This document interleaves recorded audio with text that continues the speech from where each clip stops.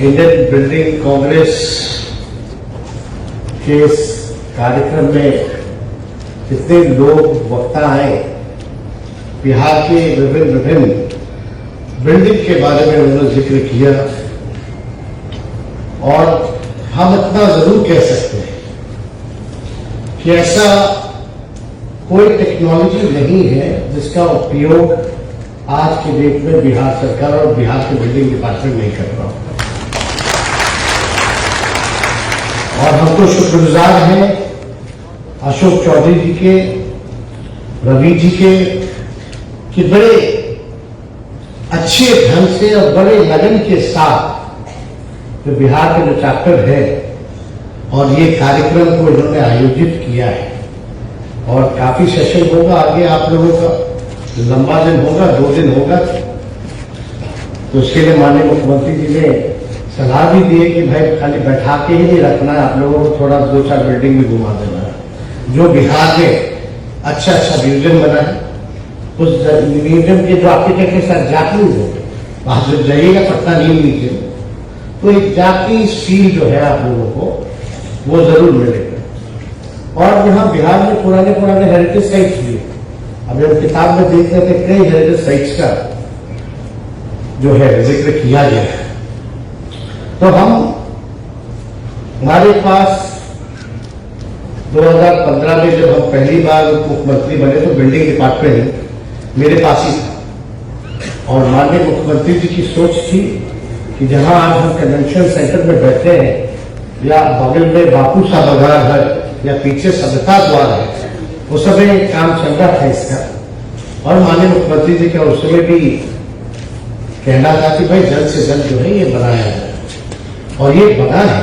और आप कल्पना कर सकते हैं कि जितना एफएल टावर में स्टील नहीं लगा उतना इन दोनों बिल्डिंगों में लगा है। तो आप देखिएगा। और बापू सभागार तो 5000 की कैपेसिटी का है। 2 साल पहले शाहरुख खान आए हुए थे, उनका परफॉर्मेंस था और उन्होंने उस जगह की तारीफ की। आप समझ सकते हैं कि जो व्यक्ति केवल देश भर में ही नहीं घूमा, विदेशों में भी घूमा, और उसने जो है बापू सभागार की और इस कन्वेंशन सेंटर की तारीफ की, तो एक बड़ी बात है। बिहार जो है पिछड़ा राज्य है, गरीब राज्य है, लेकिन काम के मामले में हम सब लोग, चाहे बिहार का एक मजदूर क्यों ना हो, एक इंजीनियर क्यों ना हो, दिल से लगन से मेहनत करता है। आप देखिए ये बिल्डिंग बनी है, केवल इसमें इंजीनियर्स का तो योगदान है, साथ ही साथ वो गरीब मजदूर का भी योगदान है। तो हम लोग की सरकार जो है नीतीश कुमार जी के नेतृत्व में महागठबंधन सरकार जो नई बनी है, हम लोग सभी लोगों का ख्याल रखने का काम कर रहे हैं। अब बिल्डिंग बनाने के लिए क्या क्या प्रयोग किया जाता है?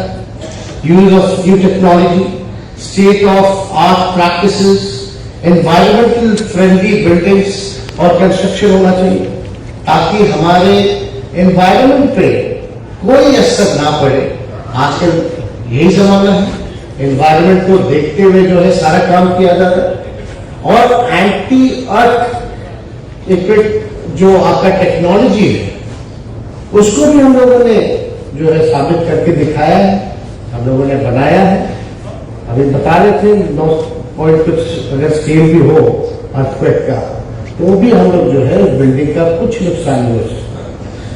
चाहे वाटर कंजर्वेशन की बात हो, और आप बता रहे थे अभी संजय झा जी, माननीय मंत्री जी, कि आज जल है तो जीवन है, और जीवन है तो हरियाली है। ये भी योजना हम लोगों का आया है, लेकिन आज जल कितना जरूरत है, इसको भी कंजर्व करते हुए, देखते हुए हम सब लोगों को काम करना है, ताकि हमारी आगे का भविष्य, आगे की पीढ़ियों का भी पानी की उपलब्धता मिलती रहे। सारी चीज पर लोगों को ध्यान देना है। रेन वाटर हार्वेस्टिंग, सब लोग हम लोग जो है इस चीज पे जो अंडर वाटर टैंक से लेकर के सारी चीजें जो है जब बिल्डिंग बनाई जाती है तो उसके बारे में हम लोग ख्याल जो है जरूर रखते हैं। और वेस्ट मैनेजमेंट एफिशिएंसी, जो वेस्ट मैनेजमेंट एफिशिएंसी है, उसका भी हम लोगों को ध्यान रखना है जब बिल्डिंग बनाना।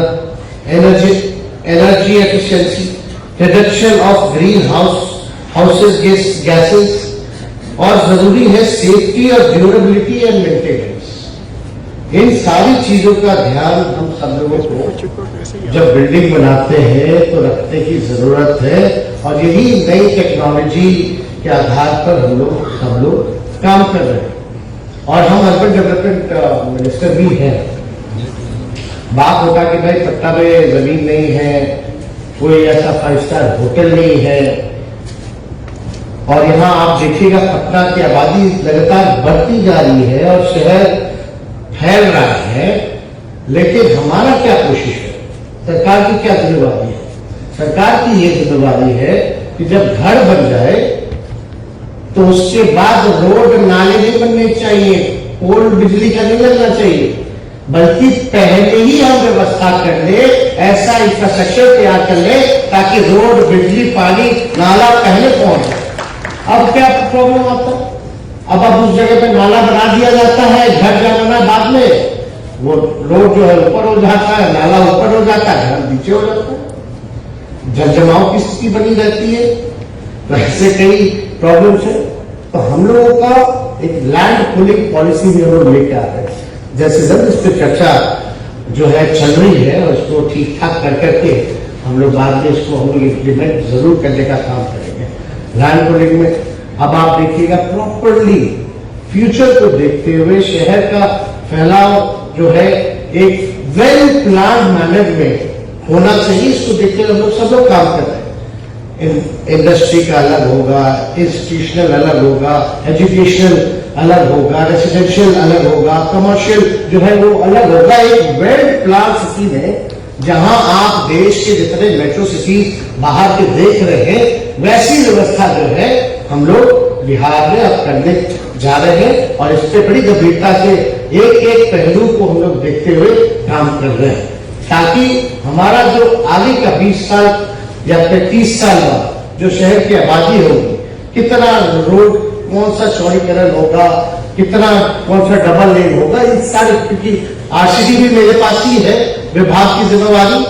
तो ये सारी चीज रोड का भी मैनेजमेंट, कौन से रोड में कितना ट्रैफिक होगा, कंजेशन होगा, इन सारी चीजों का सर्वे जो है कर लिया गया है। उस हिसाब से हम लोग योजना में ला रहे हैं और प्लान करके चिन्हित कर रहे हैं कि भाई फलना बाईपास यहां होना चाहिए, यहां कंजेशन है, आगे चल करके यहां ट्रैफिक बढ़ेगा तो इसको चौड़ीकरण करना हो। तो ये सारा काम जो है हम लोग कर रहे हैं। अब बताइए, हम लोग बिहार सरकार बार बार माननीय मुख्यमंत्री जी या हम लोग हमेशा से यही मांग करते रहे केंद्र सरकार से कि भाई पिछड़ा राज्य केवल बिहार नहीं, और भी जो गरीब राज्य है बिहार जैसे, वो जब तक आप विशेष सहायता नहीं दीजिएगा, जब तक आप बिहार को विशेष राज्य का दर्जा नहीं दीजिएगा या विशेष पैकेज नहीं दीजिएगा, तब तक जो है देश तरक्की नहीं कर सकता। क्योंकि बिहार जैसे और गरीब राज्य जब तक आगे नहीं बढ़ेंगे तो हमारा देश कैसे आगे बढ़ेगा। तो इसलिए हम सब लोगों की कोशिश रहती है कि भाई जब काम के मामले में आए तो उसमें राजनीति एकदम नहीं होनी चाहिए। देश को आगे बढ़ाने की बात हो, राज्य को आगे बढ़ाने की बात हो। लेकिन आप कल्पना कीजिए कि 15वें वित्त आयोग की सिफारिश आई है, उसके अनुसार केंद्र सरकार ने बिहार के शहरी स्थानीय निकायों में मात्र 7 करोड़ 35 लाख रुपए दिए। सिफारिश कितना? 7 करोड़ 35 लाख। और बिहार में 38 जिला मुख्यालय यानी 38 हेडक्वार्टर्स है हमारा डिस्ट्रिक्ट का। अब समझ जाइए 38 जो डिस्ट्रिक्ट हेडक्वार्टर है उसमें 7 करोड़ 35 लाख कैसे डिस्ट्रीब्यूट होगा? क्या काम होगा? क्या काम होगा उसमें? कोई कल्पना नहीं कर सकता। तो ये सारी चीजें हैं। इसकी लड़ाई हम लोग अपने दूसरे फ्रंट पर हम लोग लड़ते ही रहे, मांग करते रहे। लेकिन भाई इस सब पे भी सभी लोगों को, जो लोग बड़ी बड़ी बातें कहते हैं, उनको भी इन सारी चीजों पर ध्यान देने की जरूरत है। और हम लोग सब लोग मिल करके काम करें। अब अलग अलग स्टेट से, अलग अलग राज्यों से आप लोग आए हैं, इसके बाद सारा जो है नॉलेज शेयरिंग आप लोग बैठ करके कीजिएगा। आप अपने एक्सपीरियंस को बताइएगा, हमारे लोग अपने एक्सपीरियंस को बताएंगे। ये होते रहना चाहिए। और हमको लगता है इस तरह के कार्यक्रम से एक कंपटीशन की भावना भी आती है कि भाई आपने ये करके दिखाया है तो आगे चल के हम ये करके दिखाएंगे। ये भी अच्छी बात है। तो आप सब लोग, ज्यादा समय हम नहीं लेंगे, ज्यादा आप लोगों को यहाँ बैठा करके नहीं रखना चाहते, इसलिए हम आप सब लोगों का दिल से यहाँ अभिनंदन करते हैं, स्वागत करते हैं और ये विश्वास दिलाते हैं कि आज जहां हमारा बिहार खड़ा है, भविष्य में हम जरूर विकसित राज्यों में आने का काम करेंगे। और आप सब लोगों के योगदान के बिना ये संभव नहीं है इंफ्रास्ट्रक्चर के मामले में। और एक बात और बता दूं, Bihar is one of the leading state in the infrastructure development in the country. इतने कम रिसोर्स होने के बाद भी इंफ्रास्ट्रक्चर डेवलपमेंट में Bihar is one of the leading state. तो आप समझ सकते हैं कितनी बड़ी बात है, यानी हमने क्षमता है कर दिखाने की। तो हम जरूर विश्वास है कि हम लोग जो प्रण है हम लोगों का बिहार को आगे बढ़ाने का, वो हम लोग जरूर मिल करके आप लोगों के सहयोग के साथ जरूर बिहार को आगे बढ़ाने का काम करेंगे। आप सभी लोगों का हम दिल से शुक्रगुजार हैं और आप लोगों को बधाई देते हैं। और आप लोग सब लोग बिहार आए हैं तो लिट्टी चोखा खाइएगा। अभी तो है सारा जो ट्रेडिशनल चीज है, और बिहार में हेरिटेज साइट्स भी बहुत है। शेरशाह सूरी का टॉम यही है।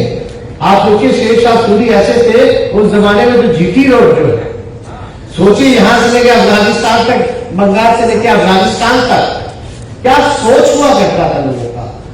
और पहले की जितने बिल्डिंग है उस समय सोचिए कि कितना मेहनत लोग करता था। उस समय तो इतना टेक्नोलॉजी नहीं होता था, कुछ नहीं होता था, फिर भी आज देखिए चाहे भूकंप आए कुछ आए, हिलता नहीं, मजबूती के साथ खड़ा रहता है। तो हम लोग तो अभी यही बात कर रहे थे अशोक चौधरी जी से, रवि जी से, कि भाई हमारे पास टूरिज्म डिपार्टमेंट भी है, कहीं नहीं मिल करके आर्कियोलॉजिकल डिपार्टमेंट को बुला करके इस तरह की जितने हेरिटेज साइट है जो किताबों में दिया गया है, मिल करके इसको हम लोग मेंटेनेंस का ही नहीं बल्कि पुराने जिस रूप में था उस रूप में हम लोग प्रस्तुत करने का काम करें। तो इसके लिए हम लोगों का ध्यान है। बहुत बहुत धन्यवाद। जय हिंद, जय बिहार।